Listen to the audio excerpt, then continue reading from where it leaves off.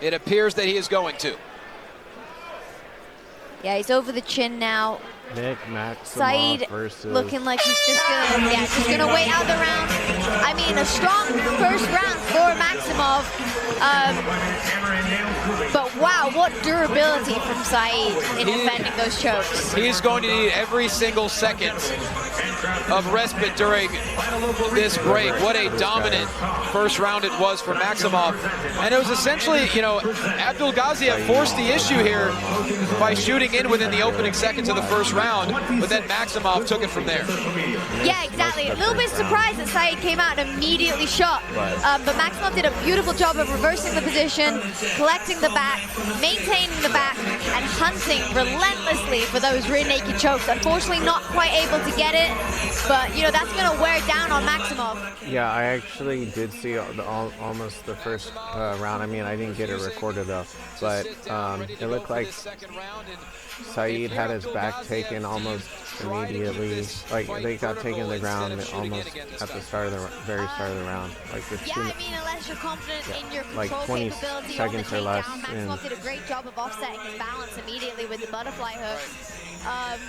So yeah, perhaps some striking to set up the takedown. I don't know why he's even paired up when he's 7-8 and the other guy's 10-2. With the grappling. What's the deal with that? Well, 6 of the 7 victories for Abdulgaziev have come via finish, 3 knockouts. He does have 3 submission victories. Switching stances here early on. People really overrate as we mentioned, undefeated Russian fighters, in bare knuckle, UFC also a professional fighters, boxer in Russia before moving boxers. to the U.S. So we know the capability is there. There you go. Now he's starting to use a little bit of his hands. And like I say, if he does decide that he wishes to go to the ground, putting some strikes ahead of it will at least give Maximov something to think about and make that shot a little bit easier, and thus a little bit easier to control on the ground. Ooh, spinning back fist. Maximov shoots. Beautiful sprawl from Abdulgaziev, and reversal from still Maximov. Got it. What the heck? That back fist definitely made contact, but Maximov rebounds quickly. I've never seen that before. Ooh. Almost off balance Maximov, but he's able to get his hips higher than Abdulgaziev's and retain top position. Yeah, but straight when back he into this sprawled, half guard he position, looking to set up the head and arm. But did something similar to like a Abdulgaziev cradle doing a good lock job of type getting of his hold, elbows back, creating and then those like flip frames, him around. getting his hips back towards the cage, and he's looking to start building back up. But Maximov has great pressure here with his head positioning, look, waist control, stepping past the legs, better at knees blocking the hips. Probably wrestling beautiful control on the ground on the part of fighting, Maximov like as he just starts to land jiu-jitsu type on the of top here. wrestling. I mean, type of fighting, or good wrist trap now on the bottom side. He has wrestling. 3.5 minutes. He's got his wrist traps. He's got his hips controlled. His legs essentially stapled because he's in half guard, and he's just able to hit on him in this position. But you can see the wheels turning for Maximov. He knows how much time he has. Certainly. I mean, he lost that wrist trap position a little bit, but Maximov isn't intelligently defending, and you can tell from the way he's turning that he's about to give his back up again. There you go. Goes back straight to the mat. Doesn't give up his back, but now concedes half guard. Yeah, but that's better than giving up your back. The question is, if you're Maximov here, are you trying to pass into side control, or are you content with the ground strikes here? No, oh, wait, perhaps. Don't wrap your arm like that, dude. Oh, head and arm position here, perhaps looking to set up the arm triangle. Nope. Abandons it, looking to land heavy blows on top. And I think Maximov's honestly content to just sit in half guard and land some heavy elbows and strikes on top. He needs to create a frame, yeah, like that, but don't put it. Half guard isn't an overly threatening position for him, and he has great control of the hips of Abdulgaziev right now. So this is actually a great position for him to start mounting offense. And there is a chance that he's going to get one of these arm triangles eventually. Yeah, like don't do that. With Abdulgaziev kind of starting to freak out a little bit with his arms. Head. Exactly. He's almost. And try to wiggle your hips out, or now. Final 2 minutes of round 2. Push the knees back, make some space. More left hands. The elbows finding are good. a home for Maximov. Yeah, Maximov really starting to press urgency with the striking on the top. And this constant volume, this is going to wear down on Abdulgaziev, because he's just, no matter what he does, he's either met with a grappling counter or a strike. And this it's one of those positions where you almost feel like you're drowning. You know, he's drowning him in offense. But and it's easier looking to set said up a than Kimura done. on that far side, closest to us.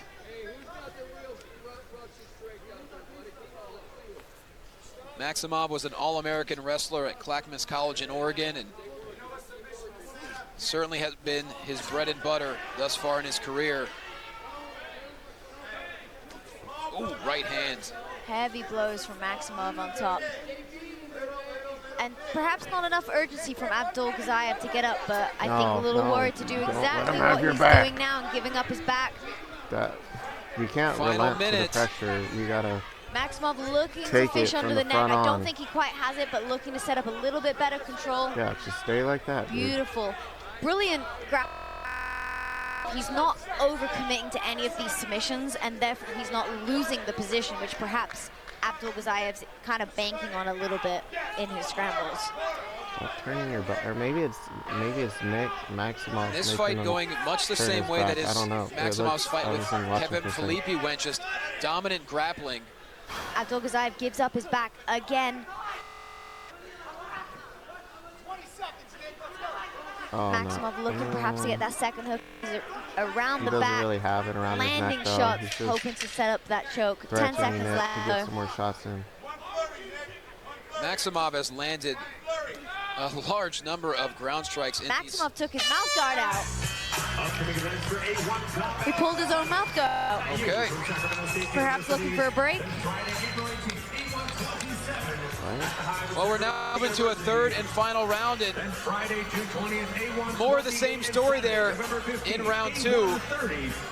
Abdulgaziev did try to force some in standing, but Maximov once again really no trouble taking him to the ground.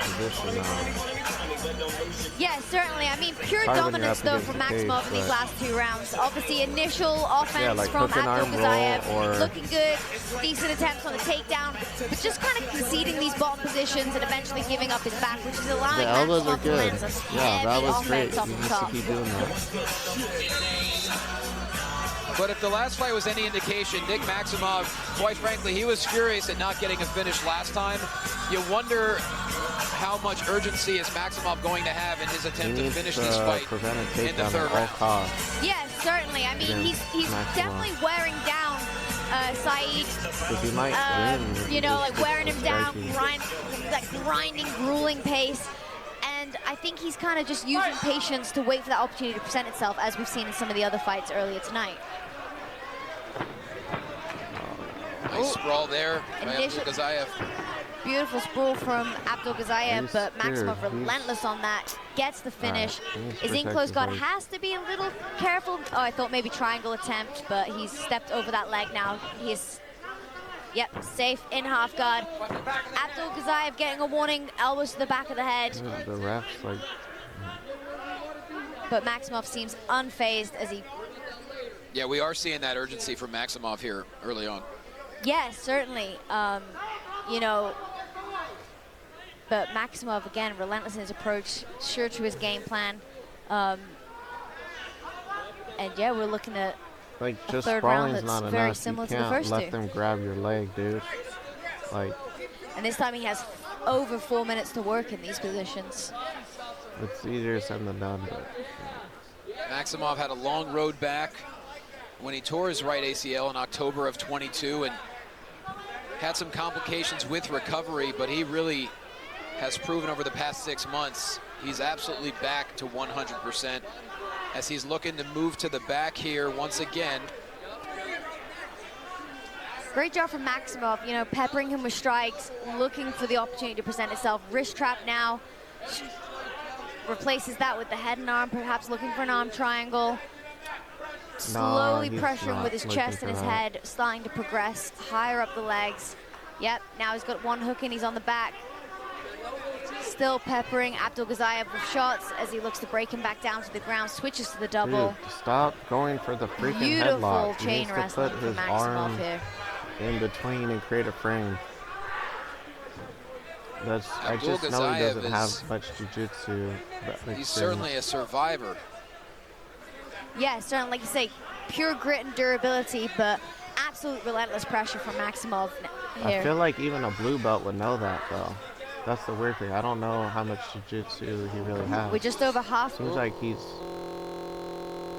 almost back on the back of Abdulgaziev. A blue belt at most, but I don't know. You got to think that Abdulgaziev's gonna have to pull something out of the bag here.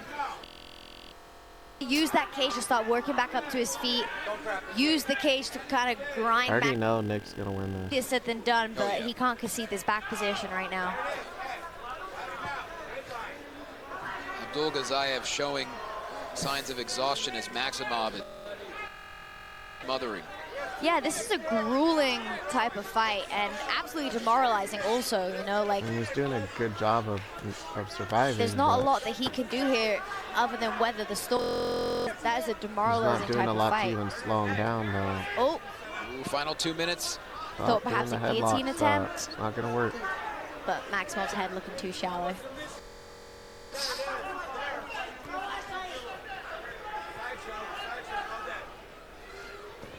And that arm shouldn't be there. You're just giving Maximov's strike percentage.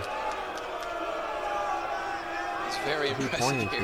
Yes. Not Maximov, sorry. Abdulgaziev seems to be perhaps talking and gesturing hands, but right now pure domination from the side of Maximov, and he doesn't need to change a sure track to win this thing.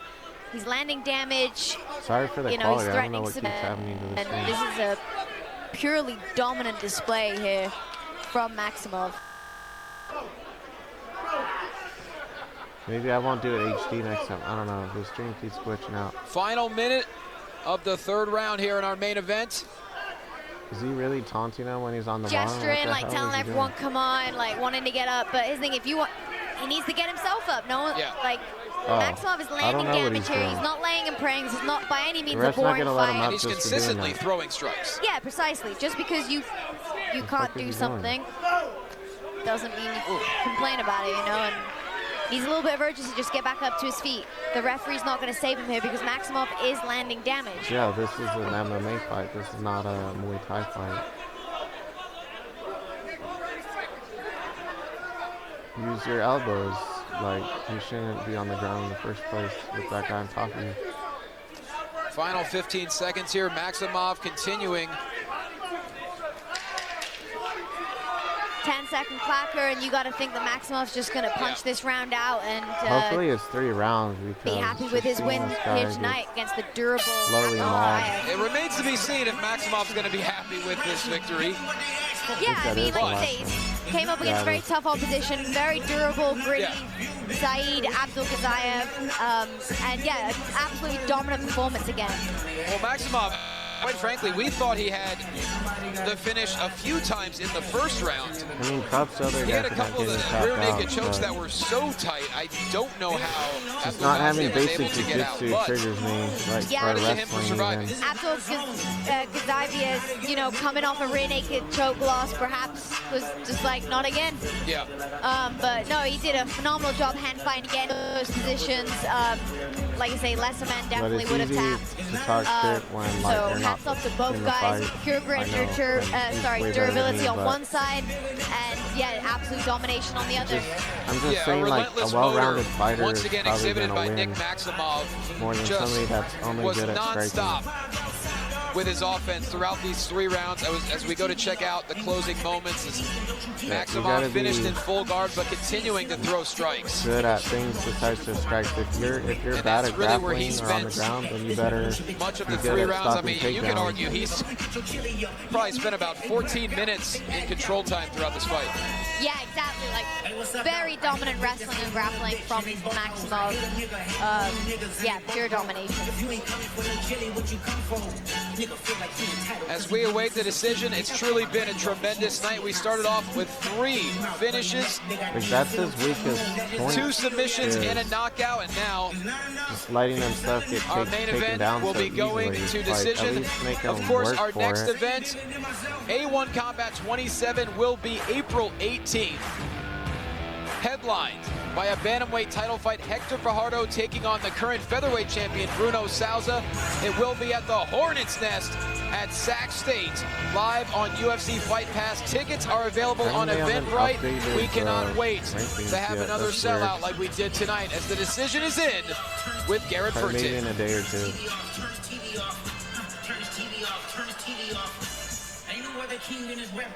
Having gone the distance in the main event of Wheatland, A126, California. we go to the judges one final time for the decision. That's where it usually is at. Your first judge, Chad Shepard, sees it 30-27. Your second judge, Philip Baldacci, sees it 30-26. And your third and final judge, Daniel Mobley, sees it 30-25. All for your winner by unanimous decision, Maximov.